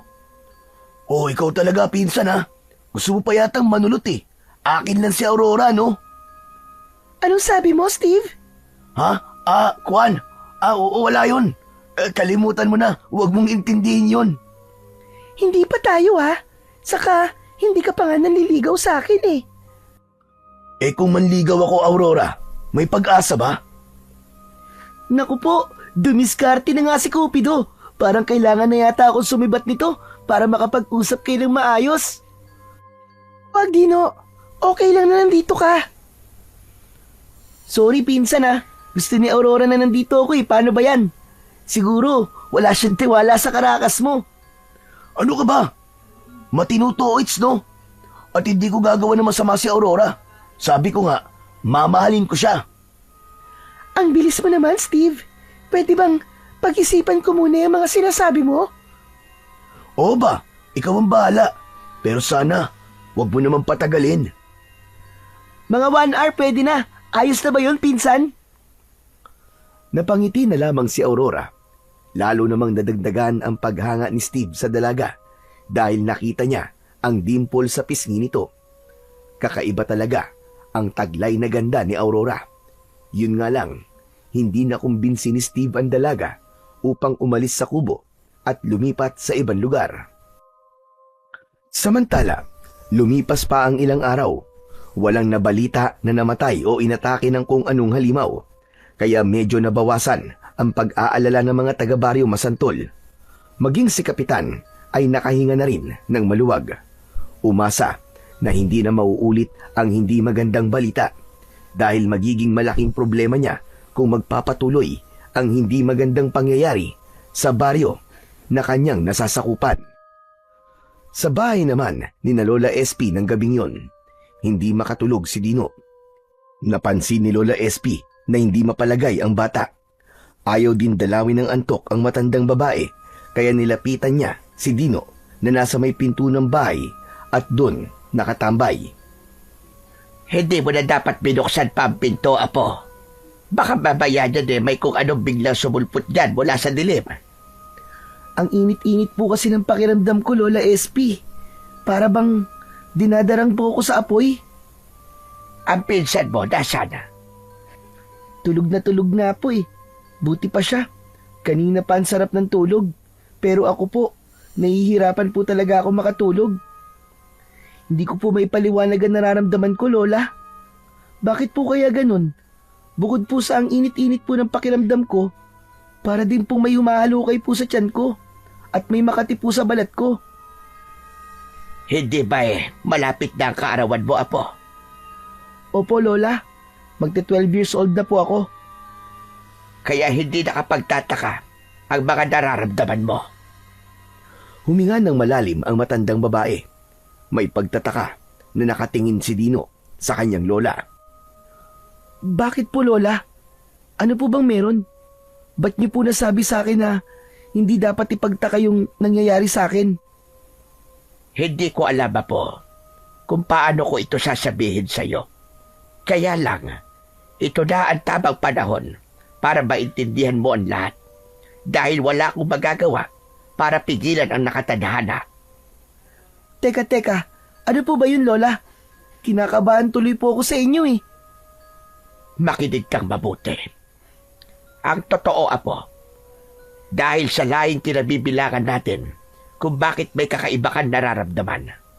Dahil sa pagiging bahagi natin sa lahi ng aswang. Ha? Ano pong sabi niyo, Lola? Galing po tayo sa lahi ng aswang? Aba ka, Apo, at hindi na mapipigilan sa darating mong kaarawan ay magiging ganap ka ng aswang. May kakayahang magbago ang anyo para maging isang aswang tiktik. Maaari kang mag-anyong ibon na mamiminsala at gumawa ng masama. Ayoko po, Lola SP. Ayoko pong gumawa ng masama. Nauunawaan kita, Apo, dahil pinalaki kita na isang mabuting bata. Hindi ka nananakit o gumagawa ng kahit na anong kasamaan. Paano po, Lola? Kung dahil po sa pagiging aswang tiktik ko, ay hindi ko magawang kontrolin ang sarili ko. Napaghandaan ko na yun, Apo, kaya wala kang dapat na ikatakot at ikabahala. Mula sa lagayan ng damit ni Dino ay isang maliit na kahungyari sa kahoy ang kinuha roon ni Lola SP. Yun ang mutya na palawit sa isang kwintas. Ibinigay yun ng matandang babae sa kanyang apo. Lola SP, ano po ang kwintas na to? Nasa palawit ng kwintas ang pangil ng puting busag. Isang pusag gubat yun na nakuha na ng lolo mo ng mutya. Yan ang pumipigil sa atin para hindi maghari sa puso natin ang pagiging aswang. Kinokontrol lang mutya ang hila ng kasamaan. Kaya kailangan isuot mo yan palagi, Apo, upang hindi magtagumpay sa kalooban mo ang gawain ng isang pagiging aswang. Ibig sabihin, dahil po dito hindi na po ako magiging aswang? Hindi na po ako magbabago ng anyo, Lola SP? Nasa sa iyo, Apo. Kung gugustuhin mo maging aswang, ay maaari naman. Yun nga lang, mapipigilan ng mutya ang gawaing masama. Subalit kung ang gagawin mo ay para sa kabutihan at makatulong sa ibang tao, malaya kang magagawa yon at tutulungan ka pa ng mutya. Ayos naman po pala, Lola eh. Kayo po pala, Lola. Bakit ni minsan hindi ko po kayo nakita na naging aswang na tiktik? Pinipigilan ko at sarili ko, Apo. O kaya naman ay nagtatago ako. Ayokong may makakita sa akin dahil maaaring saktan ako o kaya ay patayin ako ng mga tao. Saka hindi nila tayo maiintindihan. Kung sa bagay, kahit po wala tayong ginagawang masama at makita lang nila ang pagiging aswang natin, tsak po, iisipin po nila kagad na masama po tayo. Ganun na nga, Apo. Kaya ang tanging maibibiling ko lamang sa iyo, yamang hindi na mapipigilan ang pagbabago mo ng pagkatao sa pagsapit mo sa edad ng 12. Dapat maging maingat ka. Lalo na pag makita ka ng mga kababaryo natin. Opo, Lola SP. Tatandaan ko po ang lahat ng mga sinabi niyo sa akin. Nakahinga ng maluwag si Lola SP dahil sa wakas ay nasabi na rin niya sa kanyang apo ang lihim na matagal niya nang itinatago at naintindihan siya nito. Tapos na ang kanilang pag-uusap ni Dino nang lumapit sa kanila si Steve. Kagigising lang ng binata. Anong meron, Lola SP, Dino? Parang nagkaroon yata kayo ng conference May sinabi lang sa akin si Lola, pinsan. May narinig ka ba sa mga pinag-usapan namin ni Dino? Wala po, Lola. Kaya nga tatanungin ko sana kayo kasi parang seryosong-seryoso naman po yata ang pinag-uusapan nyo. Hindi naman. May mga tinuro lang ako sa pinsan mo. Pinagsabihan ko rin siya, lalo na't magdo-12 anyos na siya sa susunod na linggo. Oo nga, pinsan. Marami lang pinangaral sa akin si Lola. Uy, magdo-12 ka na pala, pinsan Dapat mabinyagan ka na. Anong binyag? Ay, Lola, oo nga pala. Nabinyagan na po ba ako sa simbahan? Kasi po, wala po akong ninong at ninang Apo, hindi ka nabinyagan sa simbahan. Kasi Kuwan. Agad na nahulaan ni Dino ang ibig tukuyin ng matandang babae. Naisip niya na aswang nga pala sila at maaaring hindi mainam ang idudulot nun sa kanila. Gets ko na po, Lola. Dino, hindi binyagan sa simbahan ang tinutukoy ko, ano ka ba? Kundi yung binyagan na tsuk, yung may pinuputol o kaya ginugupit. Gets ko na din yon, pinsan. Ayoko pa, masakit yun Saka na lang. Oo nga naman, Teban. Ba't maminamadali mo si Dino? Hayaan mo muna siya. Ikaw siguro ang dapat mabinyagan dahil may nakukursuladahan ka na. Bakit po, Lola? Hindi pa rin po ba nabibinyagan si pinsan? Ano ba yan, pinsan? Nandiligaw ka na. Hindi ka pa pala nabibinyagan. Nakakapote ka pa pala. Hindi, hoy. Grabe naman to si Lola SP, Sinisiraan pa ako dito kay pinsan Dino Natawa na lamang ang matandang babae. Nasa ganung pag-uusap at biruan ang tatlo nang may maramdaman silang tila ingay sa labas ng kanilang kubo. Napakunot ang noo ni Steve dahil pamilyar sa kanya ang ingay na yon. Katulad yun nung ingay na kanyang narinig nang makita niyang tumatakbo ang nilalang na nambiktima ng isang babae malapit sa kubo ni Aurora. Nagmamadaling lumabas ng bahay si Steve.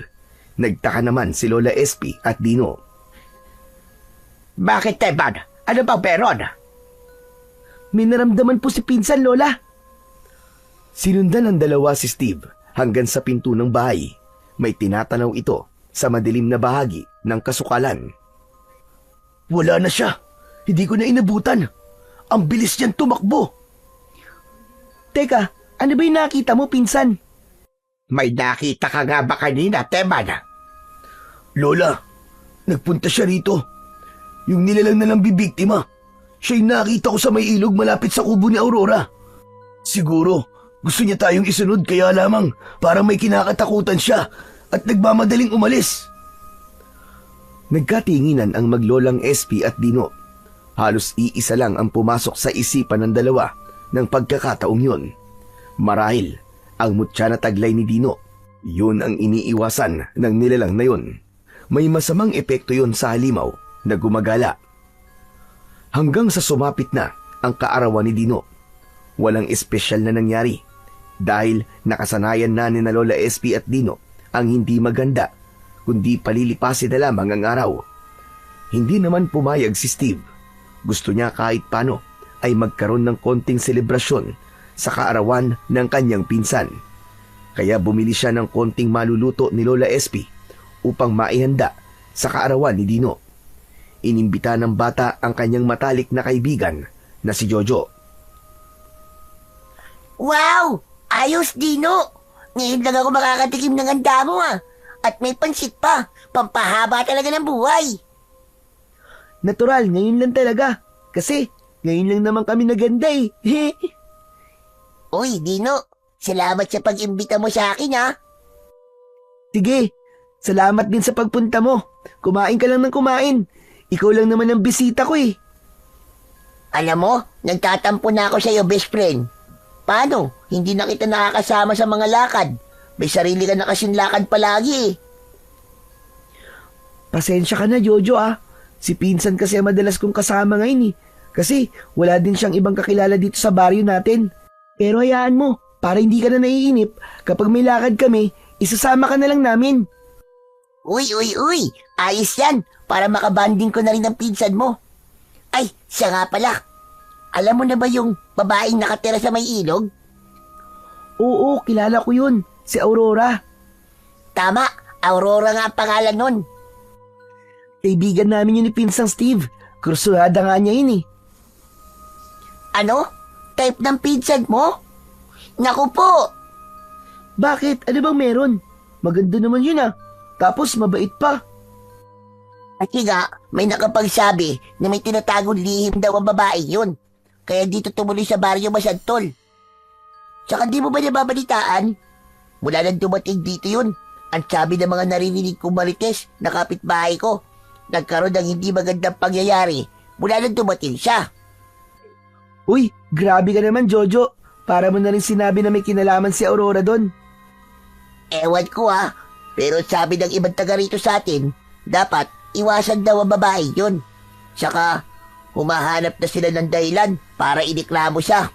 At nang mapaalis na dito sa baryo natin. Kasi nga, kamalasan daw ang dala niya rito sa ating baryo. Ang tungkol sa mga sinabi ni Jojo kay Dino ay agad na sinabi ng bata sa kanyang pinsan. Gusto mong paniwalaan ko yung mga sinasabi sa'yo ng kaibigan mo si Jojo? Wala akong sinabi na paniwalaan natin, Pinsan. Pero siguro, dapat mag-ready tayo. Bakit nga? Paano kung totoo yung sinabi niya? Imposible yan. Nakita mo naman siguro yung itsura ni Aurora, di ba? Di ba ang ganda-ganda niya? Mukha nga siyang anghel eh. Kapag maganda, hindi na masama, ganun ba yun? Hindi na rin pwedeng maging impacta? Ikaw talaga, pinsan oh. Ang sama ng tabas ng dila mo ah. Nagtatanong lang ako sa'yo, Pinsan.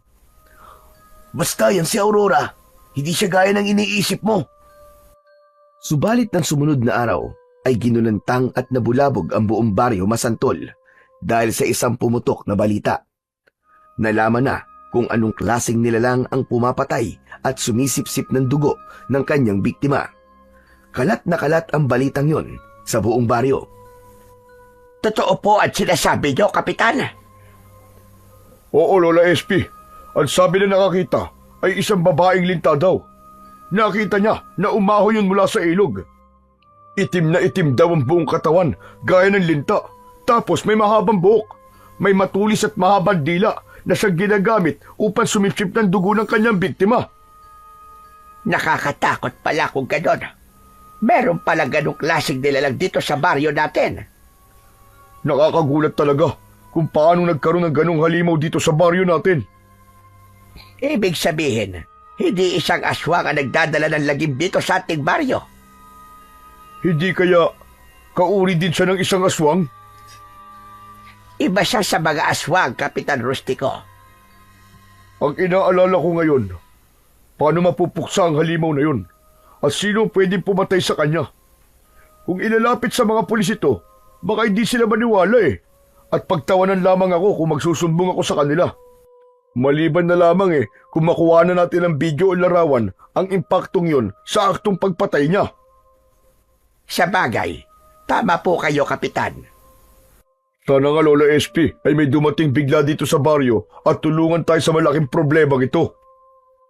Sa di kalayuan ay naroon pala si Dino at napapakinggan ang pag-uusap ng kanyang lola at ni Kapitan Rustico.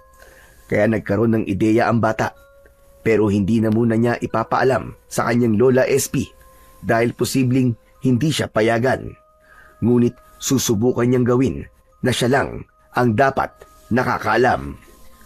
Kaya ng gabing yon, pagsapit ng hating gabi na kabilugan ng buwan, ay tiniyak niyang natutulog na ng mahimbing ang kanyang lola at pinsan. Ang plano ng Dino ay pumunta sa ilog upang doon abangan ang pag-ahon ng babaeng linta ayon sa kumakalat na balita. Lumabas ng bahay si Dino at binagtas ang madilim na daan patungo sa ilog malapit sa kubo ni Aurora. Tumambay ang bata sa may ilog habang naghihintay siya ron at nasisinagan siya ng maliwanag na sikat ng buwan. Ay may naramdaman siyang kakaiba sa kanyang katawan. Ilang araw nang nakalipas ang kanyang kaarawan at ganap na siyang 12 anyos. Maya-maya pa ay naramdaman ni Dino ang pagbabago ng kanyang itsura. Gumaspang at kumapal ang kanyang balat. Nagkaroon siya ng matutulis na kuko at humaba ang kanyang mga binti. Subalit gaya ng nasabi ng kanyang Lola SP, mangyayari talaga ang ganong pagbabago sa kanyang katawan.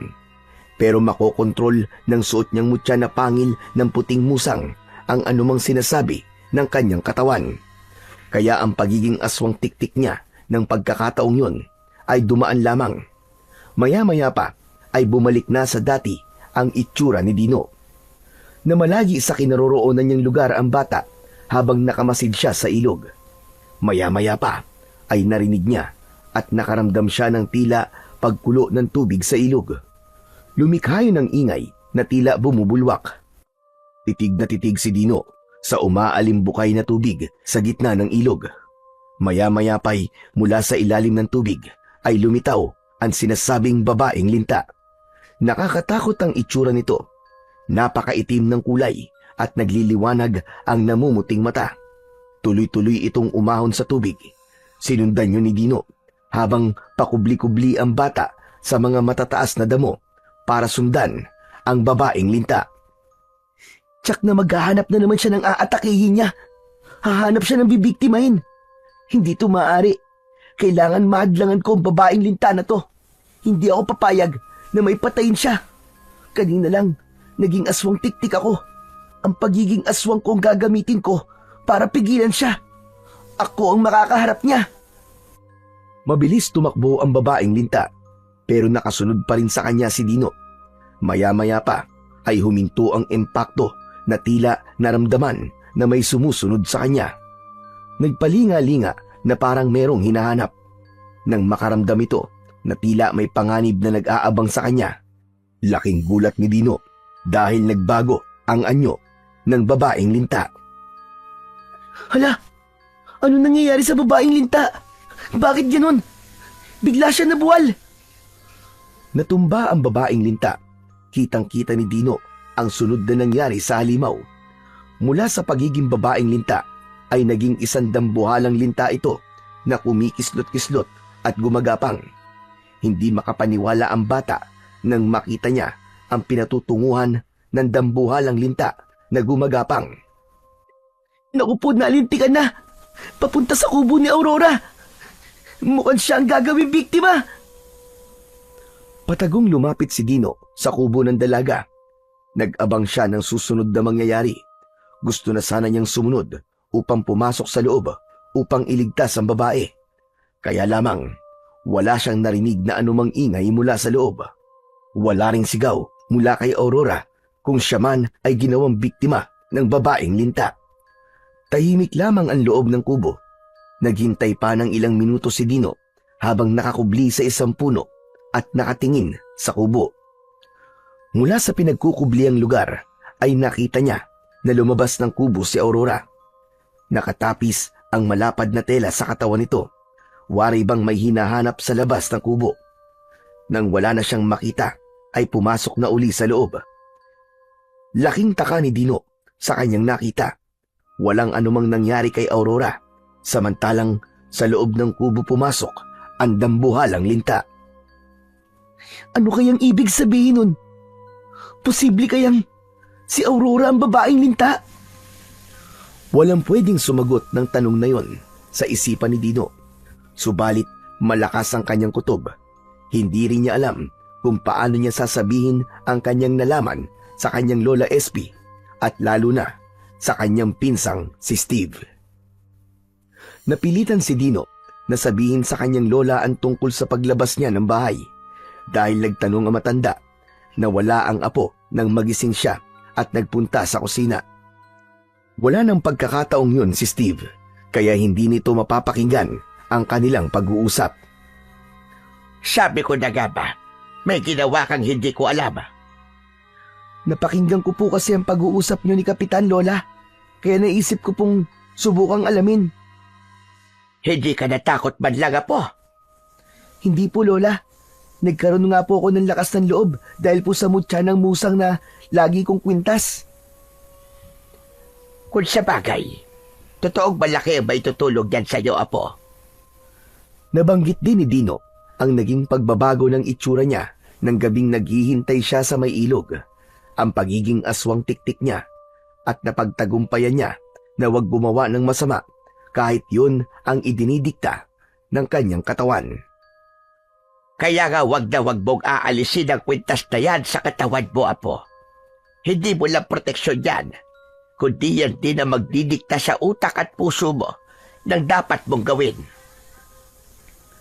Pero kayo po, Lola SP, wala po kayong mutya. Paano niyo po napaglalabanan yung pagiging aswang tiktik niyo? Sa tagal ng panahon na nilalabanan ko yon sa tulong ng mutya, ay napapasunod na ng utak ko ang aking katawan sa kung anong nararapat. Kaya mas kailangan mo yan, Apo. Kahit maging aswang ako, hindi ko nahahangarin pa ang gumawa ng masama. Kaya kong labanan yon. Nakakabilib po kayo, Lola SP. Saka pala, wag na wag mo munang ipapaalam kay Tema ng tungkol sa kutob mo. Baka mamaya kapag nalaman niya yan, ay sabihin niya yon kay Aurora. Masisira ang plano mo, Apo. Oo nga po, Lola SP. Pero ibig ko pa rin po makatiyak kung tama nga ba ang hula ko. Anong gagawin mo, Apo? Babalik po ako dun sa may ilog. Ako na mismo magbabantay dun para na rin sa kaligtasan po ng mga kababaryo natin. Samantala, kung bakit wala si Steve sa bahay, ay nagpunta pala ang binata kay Aurora. Salamat at naisipan mo kong dalawin, Steve. Oo naman. Alam mong oras-oras ay ikaw palagi ang iniisip ko eh.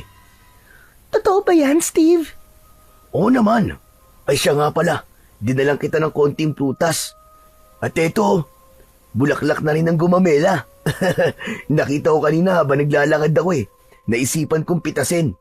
Pasensya ka na ha. Okay lang. Ang mahalaga naalala mo ko. Siya nga pala, wala ka yatang kasama ngayon. Hindi mo ba kasama si Kulit? Sino? Si Dino? Hindi na muna. Sinisira ng lokong yun ang diskarte ko eh. Kaya hindi ko na pinaalam na pupuntahan kita. Kung sa bagay, mainam din na di mo siya kasama. Ha? Bakit naman? Basta. Steve, talaga bang gusto mo ko? Ha? Oo naman. Babalik ba ako rito kung wala akong gusto sa'yo? Biglang hinawakan ng babae ang kamay ng binata. Napapitlag si Steve, pero nagustuhan niya ang ginawang yon ni Aurora. Tila may kung anong kuryente na gumapang sa kanyang katawan. Kuryente na nagpainit ng kanyang pakiramdam na kanyang nagustuhan. Oh, bakit parang naninigas ka yata, Steve? Ano kasi? Hindi ko lang inaasahan na hahawakan mo ang kamay ko. Ikaw talaga? Kamay pa nga lang ang hinahawakan ko sa'yo eh. Ganyan ka na? Paano kung sa hita kita hawakan? Gaya nito. Naku po! Ano bang ginagawa mo, Aurora? Uy, parang hindi ko na kaya. Alin lang hindi mo na kaya, ha? Maaari mong gawin ang gusto mo, Steve. Total, tayong dalawa lang dito. Ha? Talaga? Kahit ano? Oo naman. Akmang yayakap sana si Steve kay Aurora dahil natatangay na siya ng kanyang nararamdaman nang makarinig siya ng boses mula sa labas ng kubo. Boses yon ng batang si Jojo. Anak ng kagaw naman, oo. Bakit nagkaroon pa ng istorbo bigla? Ayun na nga eh. Malapit na eh. Isang-isa na lang eh. Makakapupog na ako eh. Ay nako, naunsyami pa. Tumayo si Steve at lumabas ng kubo. Hinarap nito si Jojo. Pagalit na kinumpronta ni Steve ang bata. Ano bang kailangan mo ha, bata? Di ba, ikaw yung pinsan ni Dino? Nakita kasi kita na pumasok ka dyan sa kubo eh. Itatanong ko sana kung kasama mo ang kaibigan ko. Wala siya rito. Naiwan dun sa bahay.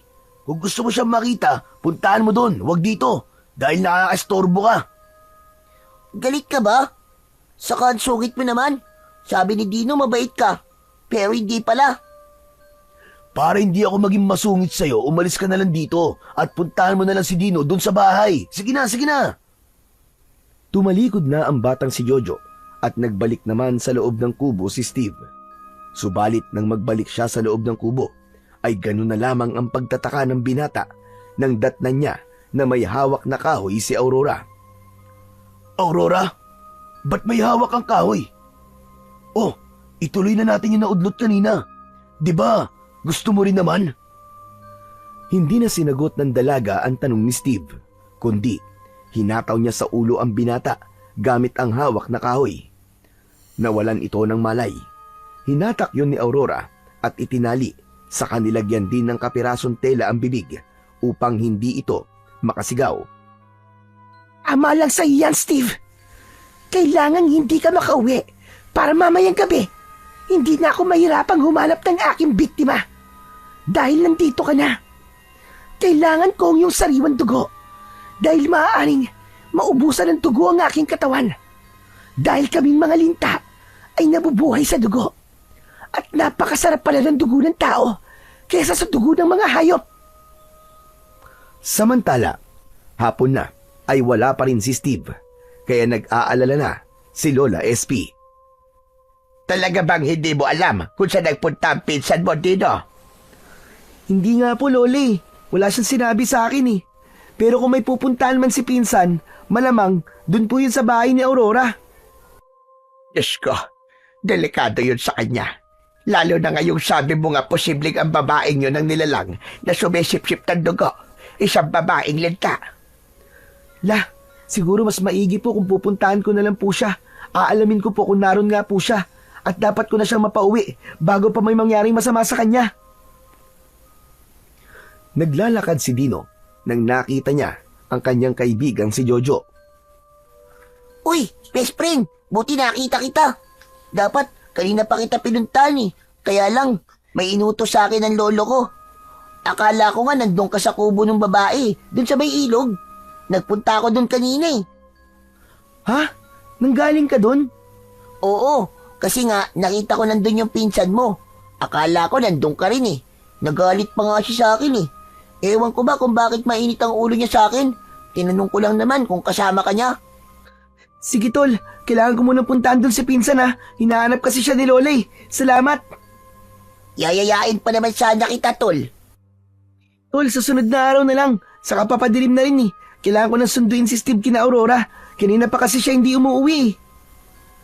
Hindi na pinilit pa ni Jojo si Dino, kundi hinayaan na lamang nito na puntahan ng kaibigan ang kanyang pinsan.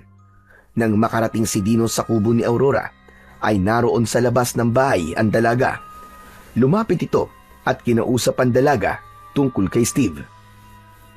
Oo, nanggaling nga dito si Steve kanina. Kaya lang, kanina pa siya umalis.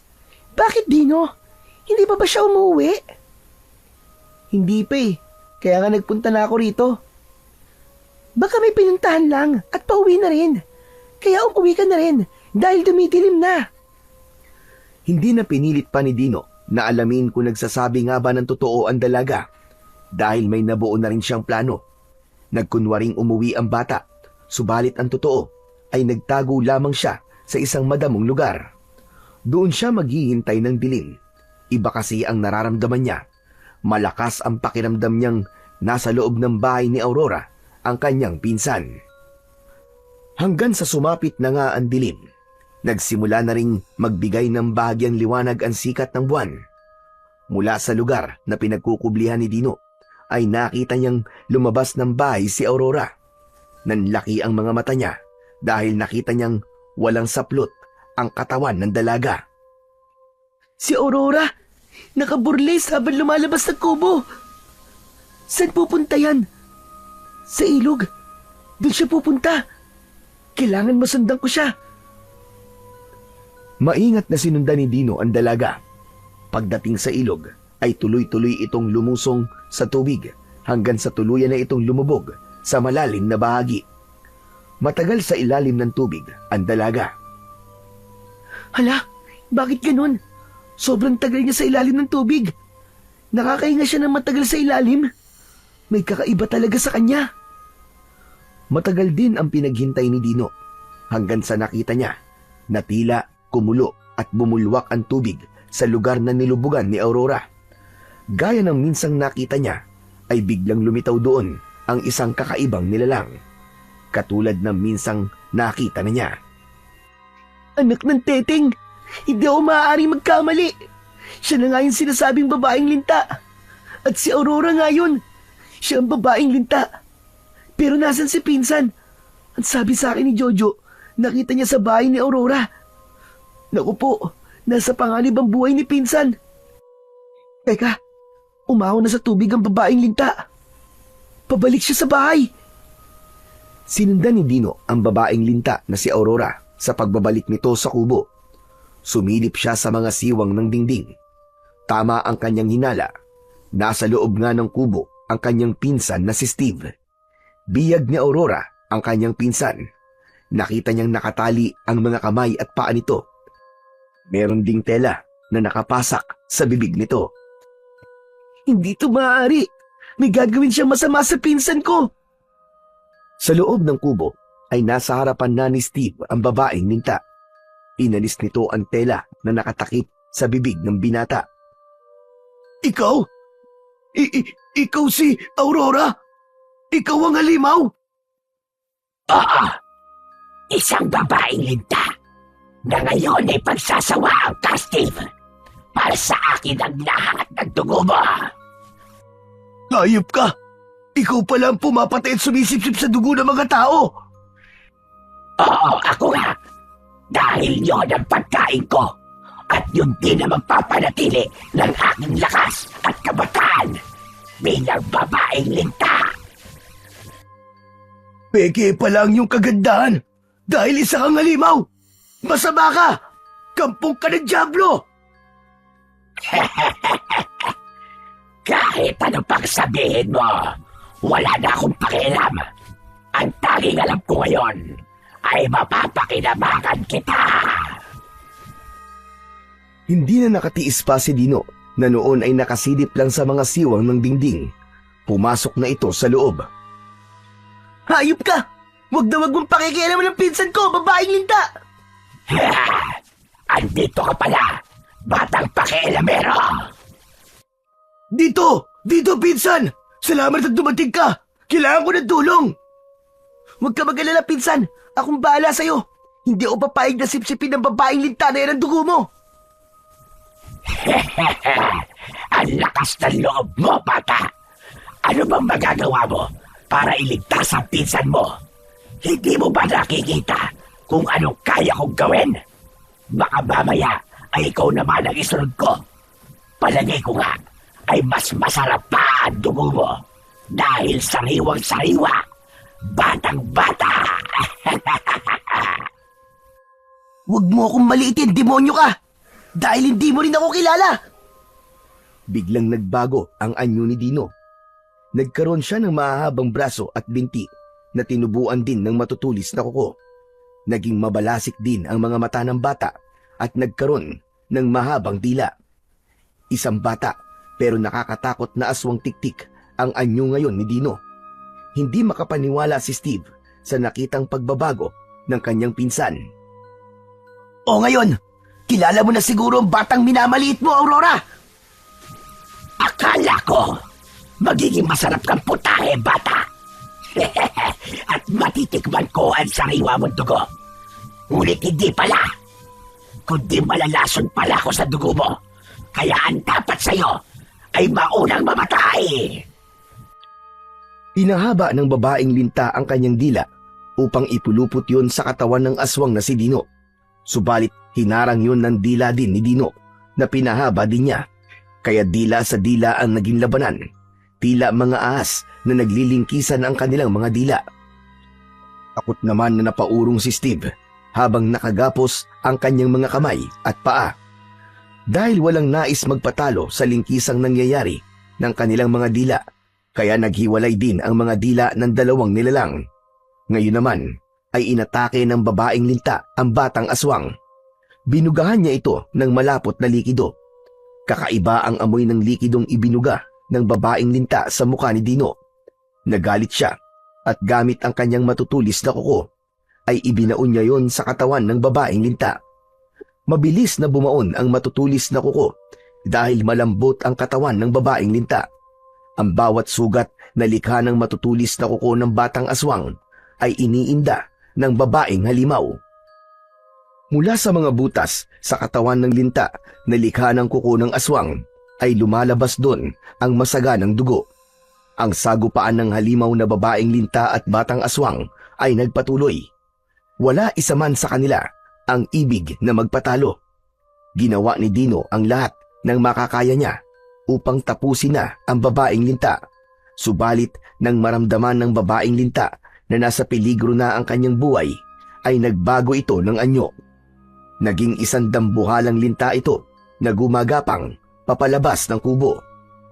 Bago pa ito makalabas, ay siya namang pagdating ni Lola SP na sumunod pala kay Dino dahil hindi na ito bumalik. Nakita ng matandang babae ang batang aswang. Agad niyang nalaman na yun ay si Dino. Upang matulungan ni Lola SP ang apo, siya man ay nagbago na rin ng anyo at naging isang aswang tiktik din. Humarang siya sa daraanan ng dambuhalang linta na patungo sa ilog. Dahil naroon ang kanyang kaligtasan. Sapagkat hindi makakaya ng mga aswang na lumubog sa ilog at manatili ng matagal sa ilalim ng tubig. Hindi pumayag si Lola SP na makapunta sa ilog ang dambuhalang linta. Habang nakaharang siya, hinihila naman ni Dino ang linta na paulit-ulit na binubutas ang katawan nito gamit ang kanyang matutulis na kuko. Kaya lalong lumalabas ang dugo sa katawan ng madulas na halimaw. Upang tiyakin ang kamatayan ng babaeng linta, ay kinuha na ni Dino ang kanyang suot na mutya ng pangil ng musang. Ibinaon yun sa katawan ng babaeng linta. Tama ang kanyang desisyon dahil nagpupumiglas ito, tila ba lintang inasinan. Hindi malaman kung ano ang gagawin hanggang sa unti-unting natunaw ang babaeng linta. Nang matiyak ng maglola na wala na ang kanilang kalaban at ganap na itong natunaw, ay pumasok sila sa loob ng kubo upang tulungan si Steve. Kaya kitang-kita ni Steve ang itsura ni Lola SP at Dino. Sa mismong harapan ng binata ay nagpalit sila ng kanilang anyo. Sa kanila inalis ang tali na nakagapos sa mga kamay at binti ng binata. Hindi ako makapaniwala na mga aswang kayo, Lola SP, Dino. Apo, saka na namin ipapaliwanag sa iyo ang lahat. Pero wala kang dapat ikatakot, pinsan. Dahil hindi kami aswang na gaya ng iba. Mababait kami at ang hangad lang namin ay kabutihan para sa mga taga rito sa baryo. Wala na ang babaeng linta, kaya makakauwi na tayo. Tapos na ang pag-aasik na ng lagim dito sa ating baryo. Hehe, sayang nga lang at naunsyami na naman ang love life mo, insan, dito sa baryo Masantol. Mukhang malas kaya talaga sa pag-ibig eh. Kasi naloko ka na naman. Hindi pala totoong tao yung kursunada mo, kundi isang impakta. Nako, hayaan mo na siya. Pero insan, salamat din sa iyo dahil sa pagiging pakialamero mo, hindi ako napahamak. Tama nga ang hula mo, may itinatago nga pala si Aurora. Sayang, ang ganda pa naman niya. Pero sa loob pala niya, nakakadiri at nakakatakot siya. Hanggang sa lumakad na ang tatlo, pabalik sa kanilang bahay.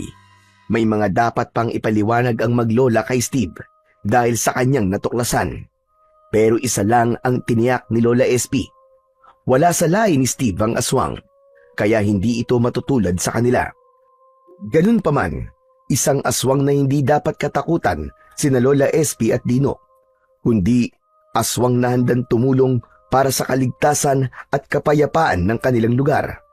Sa pagkawala ng babaeng linta, muling babalik ang katahimikan at kapayapaan sa buong baryo.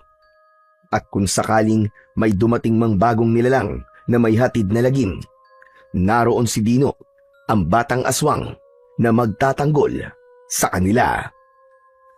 Walang isinilang na masama dahil lahat tayo ay isinilang na mabuti ang puso. Nasa tao na ang kapasyan kung ano ba ang kanyang pipiliin, ang maging mabuti ba o maging masama. Ito ang kalayaang ibinigay sa atin. Subalit lagi nating isipin na sa pagpili ng masama, meron itong kabayaran at kaparusahan. Kaya lagi nating piliin ang maging mabuti na may pangakong kapanatagan at kapayapaan. Yon mga idol, sana po ay nagustuhan niyo po ang ating kwento. Ngayon naman po ay dumako na po tayo sa inyong pinaka nire-request at pinaka hinihintay na shoutout portion. Ano pa pong hinihintay natin? Umpisa na po. Shoutout po, Jean Kapul from Hong Kong. Shoutout Hilario Patra Jasmine from Kuwait. Shoutout po Lightworkers, maraming salamat po sa inyong suporta at pakikinig. Shoutout po Jascha Richter, maraming salamat po sa inyong suporta at pakikinig din sa aking mga channel. Shoutout Renato Lidutabo.